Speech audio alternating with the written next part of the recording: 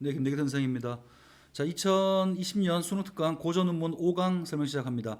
사설 시조가 두 개가 나와 있습니다. 두 시조 모두 다 우리가 교과서나 혹은 공부하는 과정에서 흔하게 봤을 만한 시조라서 그게 어려워 보이진 않습니다만 같이 한번 확인하면서 공부를 해보도록 하겠습니다. 자, 우선 첫 번째 나와 있는 작품의 해제부터 먼저 보겠습니다.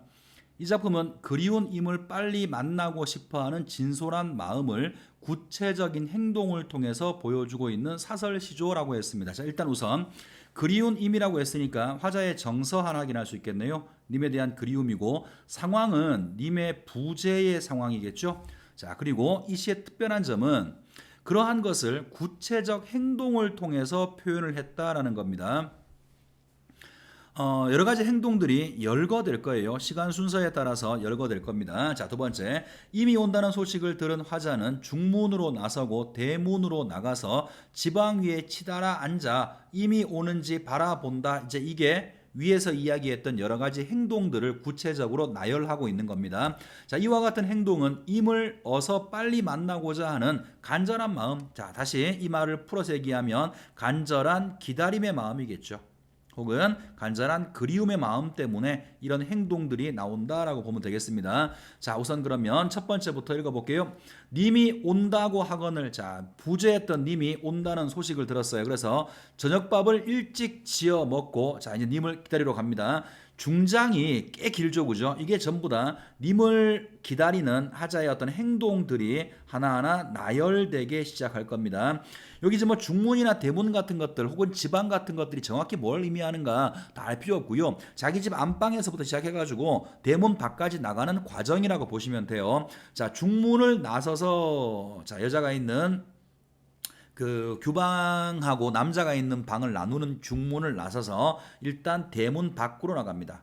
자, 일단 이거부터 굉장한 일탈의 행위예요. 뒤에 이제 그 문제 보기 속에 나올 텐데 조선시대의 여인들이 대문 밖을 함부로 출입한다고 하는 건 쉽지 않은 일이었겠죠. 그죠? 이 여자도 마찬가지로 그런 행동들이 쉽지 않은 결정이었을 텐데 님이 온다고 하는 상황, 기다리던 님이 온다는 상황이니까 그런 것들 나를 구속하는 모든 제약으로부터 벗어나서 일탈의 행동을 하게 되는 것 같아요. 다시 말해서 님에 대한 어떤 간절한 기다림과 혹은 그리움의 마음을 이런 행동을 통해서 보여주는 겁니다.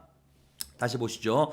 중문을 나서서 대문을 나가서 지방 위에 치달아 올라갔어요. 자, 문지방 위에 올라가서 더 멀리 오는 님을 보려고 하는 거죠. 지방 위에 치달아 앉아 이수로 가액하고 별 중요한 건 아니고요. 우리가 멀리 볼 때 이마 위에다가 손바닥을 이렇게 가려서 햇빛을 막죠. 그죠? 그것을 이수로 가액한다고 표현한 거예요. 손바닥으로 이마를 막고 손바닥을 이마 위에 올리고 오는가 가는가 건너 산을 바라봤어요. 자, 하자가 지방 위에 올라가서 님이 오는가 안 오는가 봤더니 건너 산을 바라봤더니 검고 흰 것, 자, 검어 보이고 흰 것이 서 있거늘 저것이 님이라고 생각을 한 겁니다. 자, 이제 님이 온 거죠. 그죠? 하자 생각에는 님이 왔다라고 지금 확신을 한 겁니다. 그래서 버선버섯 품에 품고 신버섯 손에 쥐고 곰배 님배 님배 곰배 앞에 뒤에 이런 뜻이에요. 앞에 뒤에 천방 지방 지방 천방 진대 마른데 가리지 않고 위렁중창 건너가서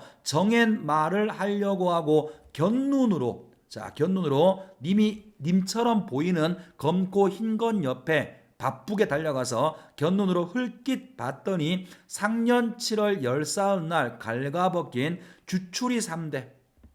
자, 주추리 3대가 살뜰히도 잘도 날 속였구나라고 말했어요. 자, 상황을 이해하시겠죠? 하자가 지금 기다리던 님이 저쪽에 온 것처럼 보여서 자, 그게 검어 히뜰이라고 표현되어 있죠. 그죠?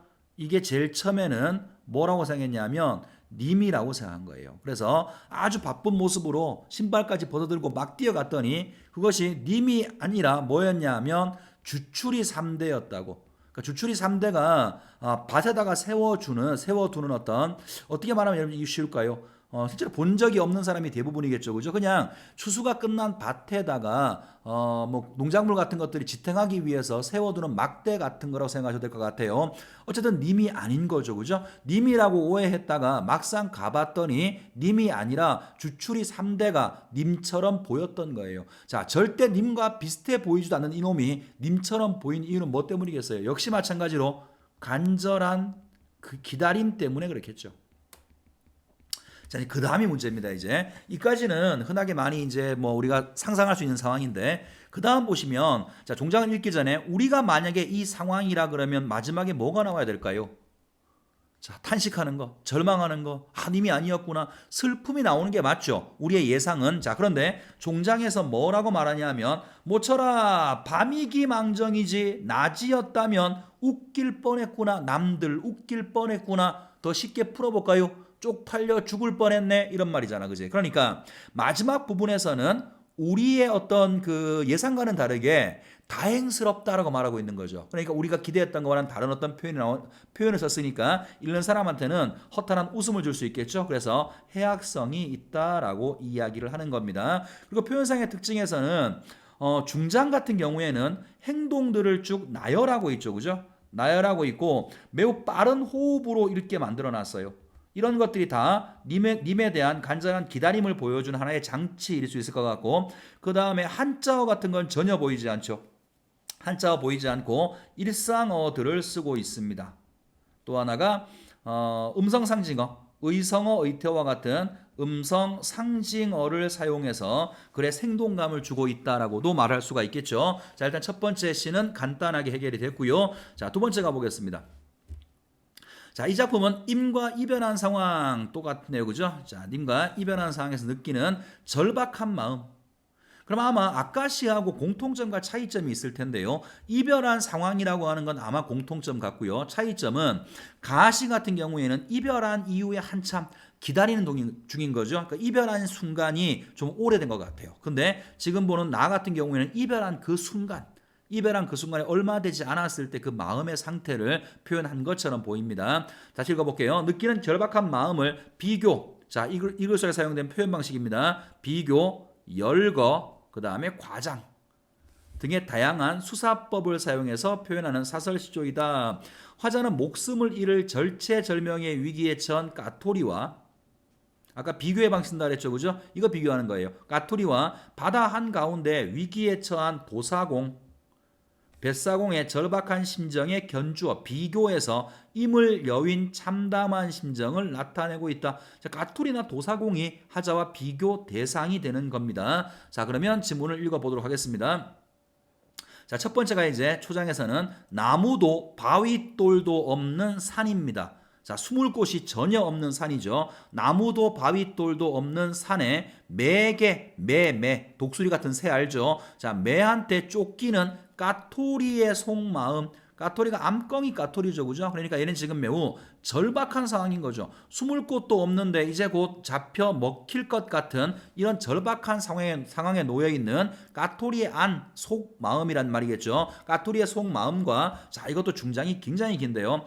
대천 바다 한가운데, 좀 기니까 끊어서 봅시다. 자, 대천은 큰 바다일 겁니다. 큰 바다 한가운데 1천석을 실은 배, 자, 쌀을 1천석이나 심어서 짐을 매우 많이 실었다는 뜻이겠죠. 자, 큰 바다 한가운데서 매우 많은 짐을 실은 배, 노도 잃어버리고 닷도 끊어지고 용총도 끊어지고 돛대도 꺾어지고 키도 빠지고, 여기까지는 배의 다양한 부품들을 나열하고 있는데 모두 다 고장난 상황을 이야기하는 겁니다. 그러면 하자는 지금 큰 바다 한가운데 있고요. 하자가 아니라 도사공은 큰 바다 한가운데 있고 짐도 굉장히 많이 실었어. 이 상태에서 배가 지금 고장이 난 겁니다. 자, 그 다음 부분.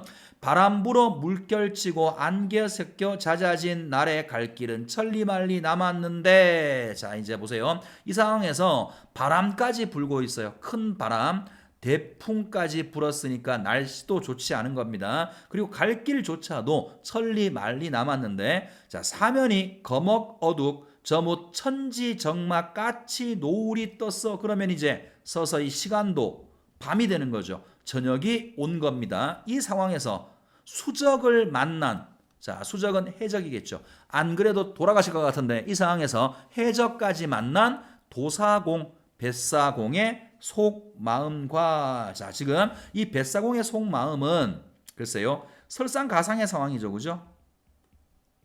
어찌할 수 없는 상황에서 해적까지 만났으니까 얘도 이제 곧 죽을지도 모르는 그런 상황. 자, 지금 두 가지 상황을 제시했습니다. 하나가 까토리, 그 다음에 두 번째가 도사공인데, 이 도사공 같은 경우에는 설마 아무리 설상가상이라고 한들 이렇게까지 되겠어요, 그죠? 과장의 방식을 썼다라고도 말할 수가 있죠. 자, 이제 마지막 종장 갑니다. 엊그제 님을 여윈 내안. 자, 이게 하자의 상황이죠. 엊그제 님과 이별한 거예요.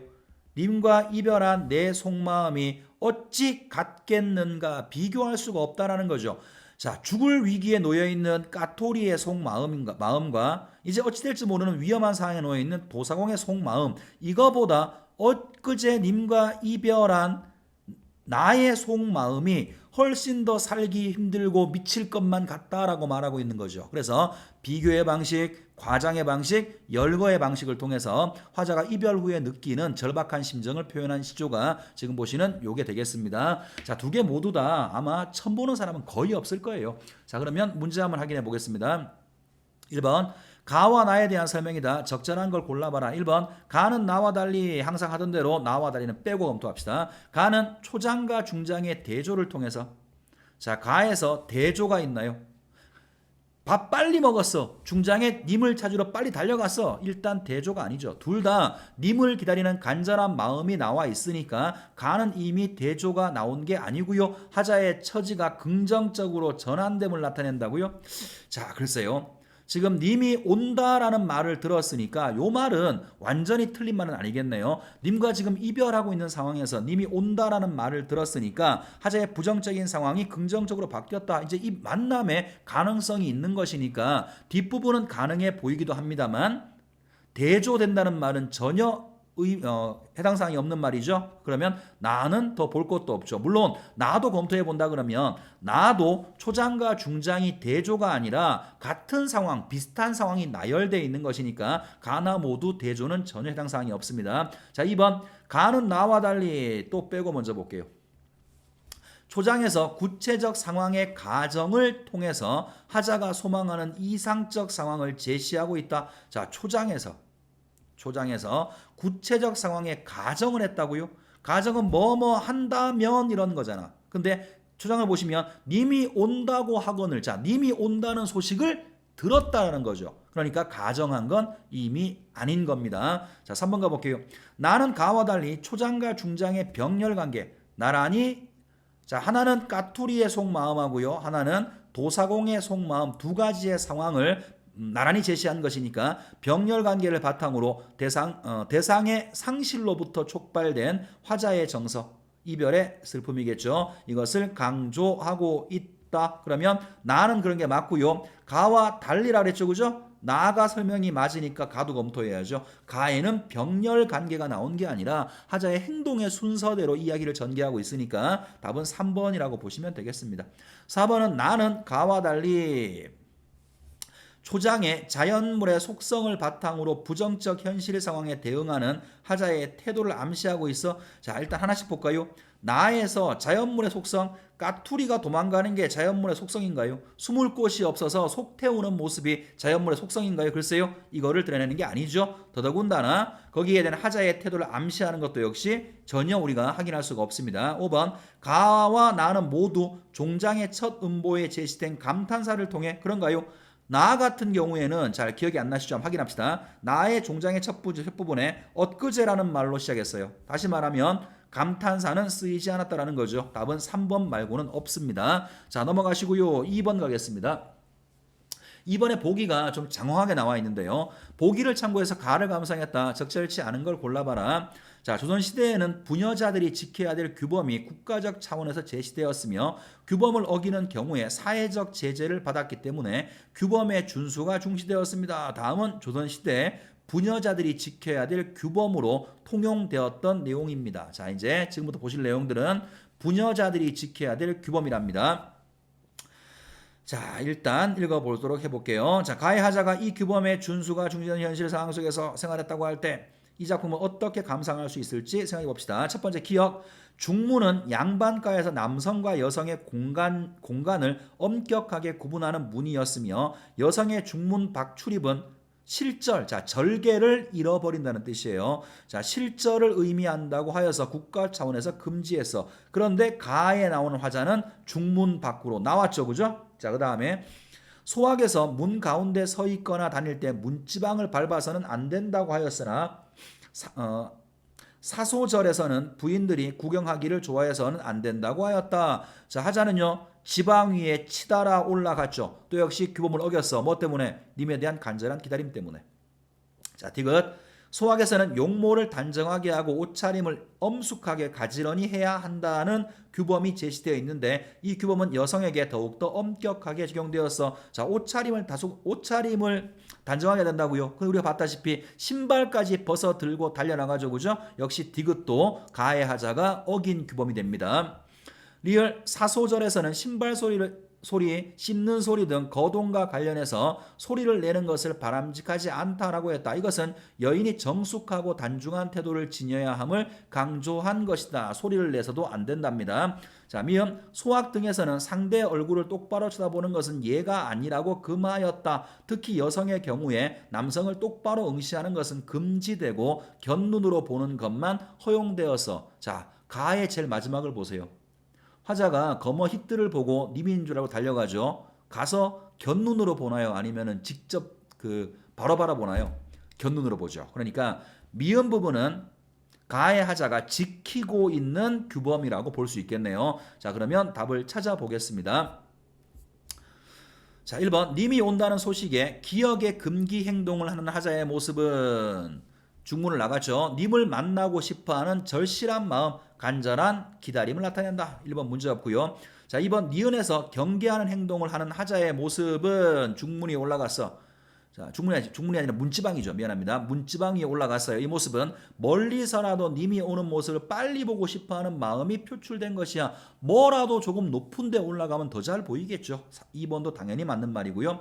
3번은 디귿의 규범이 엄격했음에도 화자가 그 규범을 어기는 여러 행동을 한 것은 님이 오고 있다고 판단하고 님을 급하게 만나고자 한 마음에서 비롯된 것이야. 사실은 1, 2, 3번이 모두 같은 말들이죠. 자, 4번 리을의 규범에 따르지 않고 화자가 소리를 내는 행동을 한 것은 님을 만나 속마음을 털어놓고자 하는 욕망이 규범보다 우선시되었기 때문이야. 1, 2, 3번 모두 사실은 전부 다 같은 말이에요. 화자가 규범을 모두 어긴 행동은 님에 대한 간절한 기다림 때문이라는 겁니다. 자, 마지막 5번 가까이 갔을 때에도 화자가 님 앞에서 미음의 규범에 따라 행동하지 않은 게 아니라 행동을 했어요. 그죠? 이미 5번 틀렸네요. 님과의 만남에 대한 기대감으로 마음이 주체할 수 없는 상태에 이르렀기 때문이야. 마음이 주체할 수가 없어. 이거는 우리가 봤던 1번부터 4번 사이에서 규범을 어겼던 부분에서 확인할 수가 있고요. 마지막 부분에서는 규범을 지키고 있죠. 답은 5번입니다. 자, 마지막 문제 3번 문제 풀어보겠습니다. 기역 디귿에 대한 설명이다. 적절치 않은 거죠. 기역이 까톨이고요. 니은이 도사공이고 마지막이 이별한 하자의 마음이죠. 1번 기역은 목숨이 위태로운 상황에서 느끼는 절박함이다. 숨을 곳이 없는 상황에서 매한테 쫓기고 있으니까. 자, 2번 니은은 불운한 일이 잇따라 일어나는 상황. 자, 설상가상의 상황이에요. 이 상황에서 느끼는 절망감, 도사공에 어찌할 수 없는 절망감을 드러내고 있다. 3번 디귿은 임과의 이별을 숙명적인 것으로 수용한다고요. 자, 받아들이는 태도로 표출되어 있다. 자, 이 사람 보세요. 하자가 지금 순응하고 있나요? 아니면 거기에 거부하고 있나요? 둘 중에 뭐가 맞죠? 둘 다 나오지 않았어요. 그죠? 둘 다 나오지 않았죠. 하자는 지금 이별한 상황에서 마음속에 절박한 슬픔을 말하고 있는 것이지 받아들이겠다, 거부하고 있다, 이 말은 전혀 확인할 수가 없습니다. 답은 3번이 정답이고요. 4번 기역과 니은은 모두 해결 방도를 찾기 어려운 난감한 상황. 그렇죠. 숨을 곳도 없고 니은도 마찬가지고요. 5번 기역 니은과 디귿을 비교하기 어렵다는 인식을 통해 화자는 참담한 심정이 부각되고 있어요. 그러니까 기역 니은도 돌아버릴 상황인데 이 상황과 내 상황은 비교도 안 되라고 말했으니까 5번도 당연히 맞는 설명이 되겠죠. 자, 이렇게 해서 오늘은 간단하게 설명을 했습니다. 선생님 누누이 말하지만 고전 운문이 수능에 출제가 됐을 때 가능성이 제일 높은 부분은 항상 시조니까 이것도 쉽다고 만만하게 보지 마시고 잘 정리해 두시기 바랍니다. 수고 많았습니다.